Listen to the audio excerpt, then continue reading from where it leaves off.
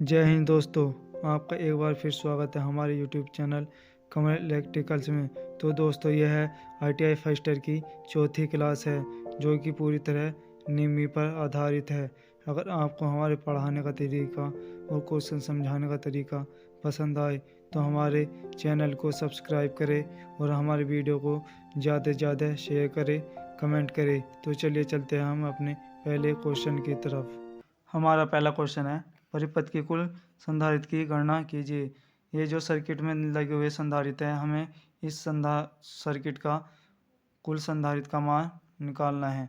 हमारे संधारित्र का निकालने का फॉर्मूला होता है 1/C बराबर 1/C1 plus 1/C2 plus 1/C3। 1/C बराबर हो जाएगा, ये पहला हमारा संधारित्र दे रखा है 30 माइक्रोफैराड का, दूसरा है 10 माइक्रोफैराड का, तीसरा संधारित्र है 30 माइक्रोफैराड का। तो C1 का मान हो जाएगा हमारा 30 प्लस C2, दूसरा संधारित्र का मान है हमारा 10 प्लस तीसरा संधारित्र का मान है हमारा 30। इनका एलसीएम ले लेंगे 1/C बराबर, इनका एलसीएम आ जाएगा 30 को 30 से भाग देंगे तो आएगा हमारा 1। 10 को 30 से भाग देंगे, 10 या 30 प्लस 3, 30 को 30 से भाग देगा 1 आएगा। तो 1/C बराबर हो जाएगा हमारा 3 2 5 बटे 30, 5 से काट देंगे 6 बार 1/6। तो C बराबर आ जाएगा हमारा 6 माइक्रोफैराड। हमारा जो इसका सही आंसर हो जाएगा option number B 6 microfarad. Farad जो होती है वो संधारित्र की SI यूनिट होती है, फैराडे। ये जो माइक्रो दे रखा है इसका आपसे मान पूछा जाता है कि 1 माइक्रो कितने के बराबर होता है। जो 1 माइक्रो होता है वो 10⁻⁻6 के बराबर होता है। यह भी आप याद रखना, 1 माइक्रो बराबर होता है 10⁻⁻6। इस क्वेश्चन का सही आंसर हो जाएगा ऑप्शन नंबर बी 6 माइक्रोफैराड। आपको बस जो आपने ये सीखा है कि ये जो हमारे प्रतिरोध होते हैं सीरीज में इस तरह से लगे हुए होते हैं सीरीज में प्रतिरोध, ये R1 मान लो, ये R2 मान लो, इनका जो सीरीज का फॉर्मूला होता है टोटल वो होता है R1 प्लस R2। आपको बस संधारित्र में जो है इसका उल्टा कर देना है, यानी कि संधारित्र में जो फॉर्मूला होता है सीरीज में वो होता है 1/C बराबर 1/C1 1/C2 प्लस 1/C3। ये होता है हमारा संधारित्र में। अगर इस तरह से संधारित्र लगे हुए हमारे सीरीज में, अगर ये संधारित्र इस तरह से पैरेलल में लगे होते, इस तरह से पैरेलल में लगे होते, ये C1 है ये C2 है, तो इनका जो फॉर्मूला होता है टोटल निकालने का वो हो जाता C1 प्लस C2। आपको यह भी ध्यान रखना, अगर इस तरह से आ जाएगा तो पैरेलल में बस आपको प्रतिरोध का उल्टा कर देना है। हमारा अगला क्वेश्चन है, संधारित्र की इकाई क्या है। मैंने पिछले क्वेश्चन में बताया कि जो हमारा संधारित्र होता है कैपेसिटेंस, उसकी जो SI यूनिट होती है, संधारित्र की SI यूनिट होती है हमारी फैराड। तो इसका सही आंसर हो जाएगा हमारा ऑप्शन नंबर C फैराड। जो हमारा कूलम होता है वह आवेश की SI यूनिट होती है। मोह जो यूनिट होती है वो कंडक्टेंस की SI यूनिट होती है। कंडक्टेंस को हम चालकत्व कहते हैं। जो हमारी हेनरी होती है वो प्रेरकत्व की SI यूनिट होती है। प्रेरकत्व को हम इंडक्टेंस भी कहते हैं, ये भी आप याद रखना। हमारा अगला क्वेश्चन है, एक संधारित्र की धारिता का मान क्या होगा यदि 35 वोल्ट के लिए 0.5 कूलम आवेश की आवश्यकता होती है। हमें यहाँ संधारित्र का मान निकालना है। हमें 35 वोल्ट दे रखे हैं और आधा कूलम दे रखा है। जो हमारे संधारित्र निकालने का फॉर्मूला होता है, संधारित्र को हम धारिता भी कहते हैं, का फॉर्मूला होता है C बराबर Q/V बी। यहाँ क्यू है हमारा आवेश, आवेश। बी है हमारा वोल्ट, ये हमारा वोल्ट। तो हमारा संधारित्र या धारिता का मान हो जाएगा, हमें कूलाम दे रखे हैं 0.5 कूलाम, हमें वोल्टेज दे रखे हैं 35 वोल्ट। जीरो लग जाएगा यहाँ, सी बराबर हो जाएगा 5 सत्ते 35, 1/7। जो 1/7 का मान होता है वह हमारा होता है ये 0.014 फैरेड। इस क्वेश्चन का आंसर हो जाएगा ऑप्शन नंबर ए। आपको बस धारिता का फॉर्मूला याद रखना है। धारिता का फॉर्मूला होता है सी बराबर Q/B।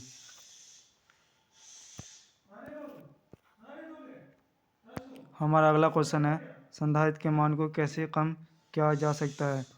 संधारित्र का एक फॉर्मूला होता है, एक और फॉर्मूला होता है सी बराबर ε0 A/D। यहाँ जो संधारित्र का एरिया होता है, प्लेटों का एरिया, यह है प्लेटों से दूरी संधारित्र की। ये हमारे दो संधारित्र लगे हुए हैं, इनके बीच में इस तरह से ये भरा होता है प्रावैद्युतांक। इनके बीच की दूरी को कहते हैं हम डी, और जो इन प्लेटों का एरिया होता है उसे ए से डिनोट करते हैं, एरिया। तो इसका जो फॉर्मूला होता है सी बराबर sin/0 होता है। हम जानते हैं कि अगर इनके प्लेटों के बीच की दूरी बढ़ेगी तो धारिता का मान घटेगा, इसलिए इसका हमारा सही आंसर हो जाएगा ऑप्शन नंबर सी। प्लेटों के मध्य दूरी बढ़ाकर हम संधारित्र के मान को कम कर सकते हैं। ये होता है ना हमारा संधारित्र, ये A/D। अगर प्लेटों के बीच की दूरी बढ़ेगी तो हमारा संधारित्र का मान घटेगा। अगर हमारा एरिया बढ़ेगा तो हमारे संधारित्र का मान भी बढ़ेगा। अगर हमारे प्लेटों के बीच की दूरी ये बढ़ेगी तो हमारा संधारित्र का मान घटेगा, इसलिए इसका सही आंसर हो जाएगा ऑप्शन नंबर सी, प्लेटों के मध्य दूरी बढ़ाकर। हमारा अगला क्वेश्चन है, पराचुंबकीय पदार्थ कौन सा है। हमसे पूछा है डायमैग्नेटिक सब्सटेंस। जो चुंबकीय पदार्थ होते हैं, चुंबकीय पदार्थ वह 3 तरह के होते हैं। चुंबकीय पदार्थ हमारे 3 तरह के होते हैं। पहला होता है हमारा लोह चुंबकीय, लोह चुंबकीय। दूसरा होता है हमारा अनुचुंबकीय, अनुचुंबकीय पदार्थ। तीसरे पदार्थ होते हैं हमारे पृथ्वी चुंबकीय, पृथ्वी चुंबकीय पदार्थ। हमारे जो लोह चुंबकीय पदार्थ होते हैं, ऐसे पदार्थ होते हैं जो चुंबक की ओर आसानी से आकर्षित होते हैं। अनुचुंबकीय पदार्थ वे होते हैं जो चुंबक की ओर कम आकर्षित होते हैं। पृथ्वी चुंबकीय पदार्थ वे होते हैं जो चुंबक की तरफ बिल्कुल भी आकर्षित नहीं होते हैं। इसलिए हमारे जो लोह चुंबकीय पदार्थ होते हैं उनके कुछ आपको एग्जाम्पल याद रखने हैं। लोह चुंबकीय पदार्थ होते हैं हमारे जैसे लोहा होता है, कोबाल्ट होता है, निकिल होता है। ये हमारे लोह चुंबकीय पदार्थ होते हैं। जो हमारे अनुचुंबकीय पदार्थ होते हैं वे होते हैं हमारा वायु, हमारा अनुचुंबकीय पदार्थ होता है। एक हमारा एल्युमिनियम भी अनुचुंबकीय पदार्थ होता है। जो हमारे पृथ्वी चुंबकीय पदार्थ होते हैं, पृथ्वी चुंबकीय पदार्थ जिन्हें हम पराचुंबकीय पदार्थ भी कहते हैं। पराचुंबकीय पदार्थ या पृथ्वी चुंबकीय पदार्थ में आता है हमारी लकड़ी, लकड़ी आता है, हमारा जल आता है।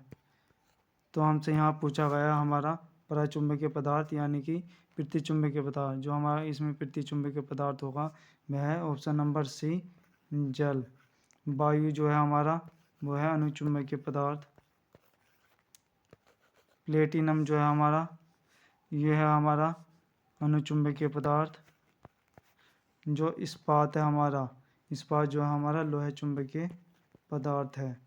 जो हमारा पराचुंबकीय पदार्थ है वह है ऑप्शन नंबर सी, जल। हमारा अगला क्वेश्चन है, कौन सा कारक विद्युत चुंबक की ध्रुवता को प्रभावित करता है। यहाँ एक शब्द आया हमारा विद्युत चुंबकीय। चुंबक, आपको सबसे पहले चुंबक समझना है। चुंबक हमारी दो तरह की होती हैं। एक होती है हमारी चुंबक होती है कृत्रिम, एक होती है हमारी कृत्रिम चुंबक, और एक होती है हमारी प्राकृतिक चुंबक। जो हमारी कृत्रिम चुंबक की वो होती है जो मनुष्य के द्वारा बनाई जाती है। प्राकृतिक चुंबक वो होती हैं जो प्रकृति में मिलती है, प्रकृति से मिलती है। जो हमारा ये विद्युत चुंबकीय चुंबक है, यह हमारा कृत्रिम चुंबक है। कृत्रिम चुंबक वे होते हैं जो मनुष्य के द्वारा बनाए जाते हैं। अब जो हमारे विद्युत चुंबक होते हैं वह विद्युत पर डिपेंड करते हैं। जैसे कि हमारी ये कोई कोर है, यानी कि लोहे की कोर है। अगर हम इस पर इस तरह से तार लपेट देंगे और इसे हम सप्लाई से जोड़ देंगे, यानी विद्युत से जोड़ देंगे, और जब इसमें करंट पैदा होगी तो इसमें क्या होगा, एक चुंबक बन जाएगा।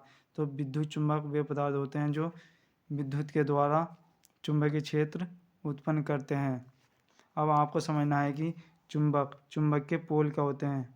चुंबक में दो पोल होते हैं। एक हमारा होता है नॉर्थ पोल, एक होता है हमारा साउथ पोल। जो हमारे विद्युत चुंबक होते हैं वह उसमें जो है करंट की डायरेक्शन यानी धारा की दिशा बदलने पर इसमें जो है ध्रुवीयता यानी कि पोल चेंज हो जाते हैं। अगर हम इसे इधर से करंट देंगे तो इधर कुछ और पोल होगा, इधर कुछ पोल होगा।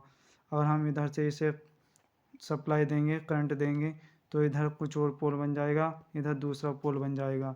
जो हमारे विद्युत चुंबकीय की ध्रुवीयता प्रभावित करती है वह धारा की दिशा को प्रभावित करती है। इसलिए हमारा इसका सही आंसर हो जाएगा ऑप्शन नंबर बी। अगर हम विद्युत चुंबक में धारा की दिशा बदल देंगे तो हमारी जो ध्रुवीयता भी बदल जाएगी।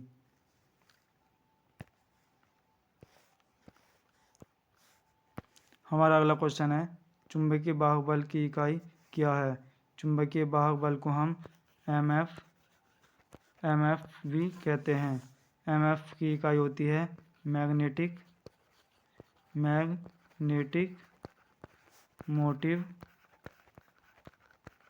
Motive force. जो एमएफ की इकाई होती है, एमएफ की इकाई होती है एम्पियर टर्न्स।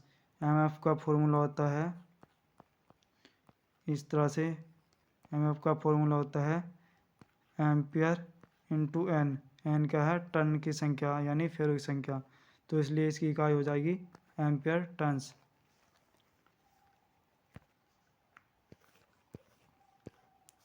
हमारा अगला क्वेश्चन है यदि तीन प्रेरकत्व L1, L2 और L3 सीरीज में जुड़े हुए हैं तो कुल प्रेरकत्व क्या होगा। इसका कहने का मतलब है कि जो हमारे तीन प्रेरकत्व है यानी कि जो इंडक्टर है वह सीरीज में जुड़े हुए हैं। इस तरह सीरीज में जुड़े हुए हैं इंडक्टर, इस तरह से तीन सीरीज में, इस तरह से सीरीज में जुड़े हुए हैं। ये हमारी बैटरी, इस तरह से ये प्लस माइनस, ये L1 है, ये L2 है, ये L3 है। जो इसका फॉर्मूला होता है वह होता है टोटल प्रेरकत्व निकालने का फॉर्मूला होता है L1 plus L2 plus L3। यह प्रतिरोध की तरह ही इसका फॉर्मूला होता है। प्रतिरोध में भी सीरीज इस तरह से लगी रहती है, तो इसलिए हमारा इसका सही आंसर हो जाएगा option number B, L1 plus L2 plus L3।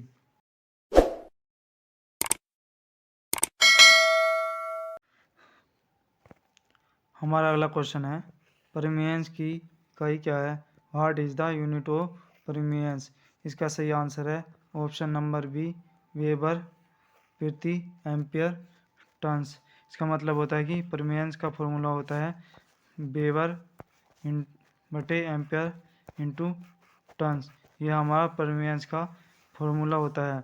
Phi जो है हमारा चुंबकीय फ्लक्स होता है, यह हमारा एम्पियर है, यह है घेरों की संख्या यानी कंडक्टरों की संख्या। इसलिए इसका सही आंसर हो जाएगा ऑप्शन नंबर बी। जो ये ऑप्शन नंबर ए दे रखा है, यह एमएफ की एसआई यूनिट होती है मैग्नेटिक मोटिव फोर्स। इसकी जो फॉर्मूला होता है वो होता है एम्पियर इंटू टर्न्स। हमारा अगला क्वेश्चन है श्रेणी परिपथ की कुल संधारित्र की गणना कीजिए। ये जो 3 संधारित्र लगे हुए हैं यह सीरीज में लगे हुए हैं। ये पहला है 10 माइक्रोफैरेड का, यह भी 10 माइक्रोफैरेड का है, यह 20 माइक्रोफैरेड का। अगर संधारित्र इस तरह से सीरीज में लगे हुए हैं तो इनका कुल संधारित्र निकालने का फॉर्मूला होता है 1/c बराबर 1/c1 plus 1/c2 plus 1/c3। 1/c बराबर हो जाएगा, पहला संधारित्र का मान दे रखा है 1/10 प्लस दूसरे संधारित्र का मान दे रखा है हमें 10 1/10 प्लस जो तीसरा संधारित्र का मान दे रखा हमें 20 माइक्रोफैरेड का दे रखा है 1/20, इसलिए 1/c बराबर हो जाएगा। इसका एलसीएम हो जाएगा 20, 10 को 2 से 20 को 10 को 20 से भाग देंगे, इसका आ जाएगा 2, इसका भी आ जाएगा 2, 20 को 20 से भाग देंगे, यह आएगा 1, इन्हें जोड़ लेंगे 1/c बराबर हो जाएगा 2 और 2 4 1 5, 5/20, 5 चौक 20, 1/4। इसलिए हमारा जो c का मान आ जाएगा वो हो जाएगा c बराबर 4 माइक्रोफैरेड। इसका सही आंसर है ऑप्शन नंबर ए 4 माइक्रोफैरेड। हमारा अगला क्वेश्चन है श्रृंखला में विभिन्न वोल्टेज रेटिंग के संधारित्रों को जोड़ने से पहले क्या सावधानी बरतनी चाहिए। ये कह रहा है कि हमारे सीरीज में संधारित्र लगे हुए हैं, इस तरह से सीरीज में हमारे संधारित्र लगे हुए हैं, इस तरह से ये इस तरह से संधारित्र लगे हुए हैं। ये कह रहा है कि अगर हमें इन संधारित्रों को सीरीज में जोड़ना है तो उनकी वोल्टेज रेटिंग क्या होनी चाहिए। अगर हमारे ये 6 माइक्रोफैरेड का है, ये 7 माइक्रोफैरेड का है और इनका जो वोल्टेज है मान लीजिए कि इनकी ये पहला संधारित्र 5 वोल्टेज का है, दूसरा 6 वोल्टेज का है। तो इसका कहने का मतलब है कि अगर संधारित्र सीरीज में लगे हुए हैं तो उनका जो वोल्टेज ड्रॉप है उन्हें जोड़ते समय कम नहीं होना चाहिए। इसका कहने का मतलब है कि जो प्रत्येक कैपेसिटर का वोल्टेज ड्रॉप होता है इसकी वोल्टेज रेटिंग से कम नहीं होना चाहिए अगर ये जो संधारित्र हैं सीरीज में लगे हुए हैं तो। इसलिए इसका सही आंसर हो जाएगा ऑप्शन नंबर बी। इनका जो ये प्रत्येक संधारित्र का जो वोल्टेज होगा वो है वोल्टेज ड्रॉप कम नहीं होना चाहिए।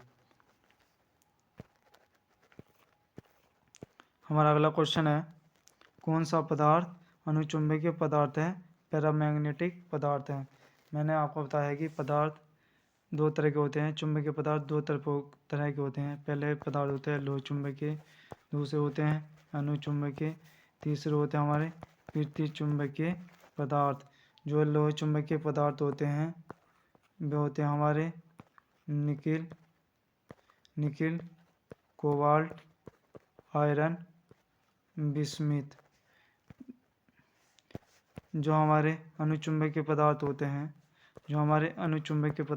हैं वह होते हैं हमारे वायु, तांबा,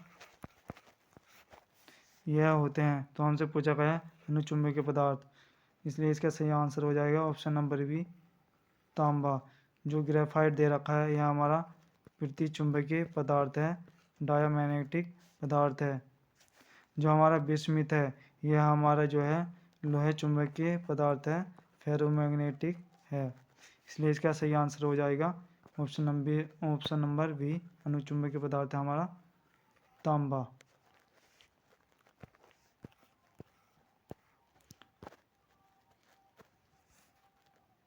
हमारा अगला क्वेश्चन है BH वक्र में x द्वारा अंकित भाग का नाम बताइए। हमें जो ये दे रखा है x, इसमें ये हमें क्या दिया गया है, हमें इसका नाम बताना है। तो हमारा इसका सही आंसर हो जाएगा ऑप्शन नंबर ए कुरेशिविटी। आपको बस ये याद रखना है, इससे ज़्यादा मैं आपको नहीं बता सकता हूँ। इसका सही आंसर हो जाएगा ऑप्शन नंबर ए। हमारा अगला क्वेश्चन है, विद्युत परिपथ में चालकता के लिए चुंबकीय सर्किट के समान शब्द क्या है। इसका कहने का मतलब है कि जैसे हमारा एक विद्युत सर्किट होता है, उसमें हमारी जो है चालकता होती है, तो ये कह रहा है कि चुंबकीय सर्किट में चालकता के समान क्या होता है। जो इसका सही आंसर है ऑप्शन नंबर बी, परमिएंस होता है। जैसे कि एक विद्युत सर्किट में विद्युत परिपथ में चालकता होती है, वैसे ही चुंबकीय सर्किट में होता है परमिएंस। इसलिए इसका सही आंसर है ऑप्शन नंबर बी। हमारा अगला क्वेश्चन है, रिलक्टेंस की इकाई क्या है। इसका सही आंसर है option number C, ampere turns प्रति वेबर। यानी कि जो हमारा रिलक्टेंस होता है उसका जो फॉर्मूला होता है वो होता है एम्पियर इंटू टर्न्स बटे वेबर, यानी कि फाई। यह हमारा एम्पियर, यह नंबर ऑफ टर्न्स, फाई क्या हमारा चुंबकीय फ्लक्स, यह हमारा रिलक्टेंस। इसलिए इसका सही आंसर हो जाएगा ऑप्शन नंबर सी।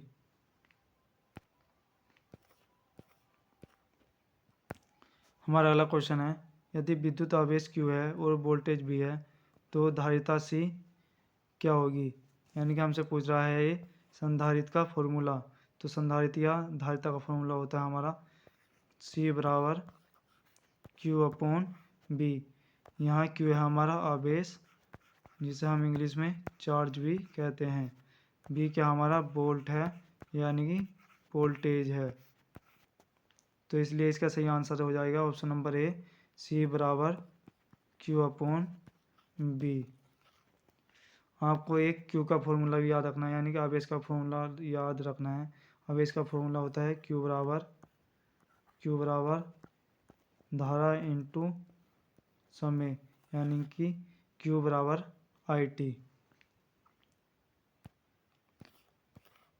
हमारा अगला क्वेश्चन है, आप एक विद्युत चुंबक की खींचने की ताकत कैसे बढ़ा सकते हैं। इसका कहने का मतलब है कि हमारे पास एक इलेक्ट्रिक मैग्नेट है, यानी कि एक विद्युत चुंबक है, उसकी हम चुंबकीयशीलता यानी कि चुंबकत्व की शक्ति कैसे बढ़ा सकते हैं। आपको सबसे पहले याद रखना है कि जो विद्युत चुंबक होते हैं वह विद्युत के द्वारा उत्पन्न किए जाते हैं, यानी कि जो उनमें चुंबक पैदा होगा वह विद्युत के द्वारा, बिजली के द्वारा उत्पन्न होता है। जैसे यह हमारी कोई धातु की छड़ है, इस पर हमने इस तरह से तार लगा दिया और हमने इसे सप्लाई से जोड़ दिया। इसमें तभी चुंबकीय क्षेत्र उत्पन्न होगा जब इसमें हम करंट भेजेंगे। हम जितना ज़्यादा इसमें करंट अप्लाई करेंगे उतना ही ज़्यादा हमारा चुंबकीय क्षेत्र बढ़ेगा, यानी कि इसकी जो है प्रबलता बढ़ जाएगी। यानी कि इसका सही आंसर है ऑप्शन नंबर ए, क्षेत्र की तीव्रता बढ़ाए। यानी कि जितना ज़्यादा हम धारा बढ़ाएंगे, धारा का मान बढ़ाएंगे, इसकी चुंबकीयशीलता भी उतनी ज़्यादा बढ़ती चली जाएगी। इसलिए इसका सही आंसर है ऑप्शन नंबर ए, क्षेत्र की तीव्रता बढ़ाएं।